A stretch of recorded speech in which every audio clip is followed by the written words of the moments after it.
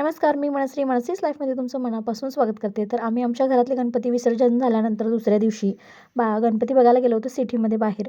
आणि इतके छान छान गणपती होते, खूप छान वाटलं. ग्रेशूच्या पप्पांची सुट्टी होती आणि ग्रेशूची थोडीशी तब्येत खराब होती, म्हणून आम्ही घरातून दुपारी 3:30लाच निघालो. डॉक्टरकडे गेलो. पहिला डॉक्टरकडे नंबर लावला, ग्रेशूला दाखवलं. त्याच्यानंतर आम्ही गणपती बघायला गेलो आणि बाहेरच आम्ही जेवण करून घेतलं त्या दिवशी.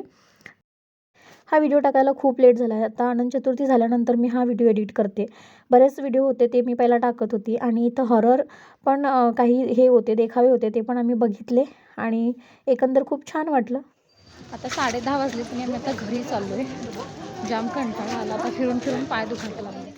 त्याच्यानंतर हा दुसऱ्या रात्रीचा मी व्हिडिओ. त्याची ग्रेशूला आम्ही घेऊन गेलो नव्हतो, तिची तब्येत ठीक नव्हती म्हणून. म्हणजे थोडीफार ती रिकवर झाली होती, पण हवेमध्ये म्हटलं खूपच गारठा होता म्हणून मी ग्रेशूला घेऊन गेलो नाही. आणि ते खूप छान छान आम्ही बघितलं. 12 ज्योतिर्लिंगपासून ते सगळ्या गोष्टी तुम्हाला ते व्हिडिओमध्ये तुम्ही बघितल्या रील्समध्ये. खूप छान वाटलं. आणि आता जेव्हा मी हा व्हिडिओ एडिट करते ना, माझा घसा पूर्ण बसला, म्हणजे आवाज माझा निघतच नाही आहे व्यवस्थित, थोडासा हे होते.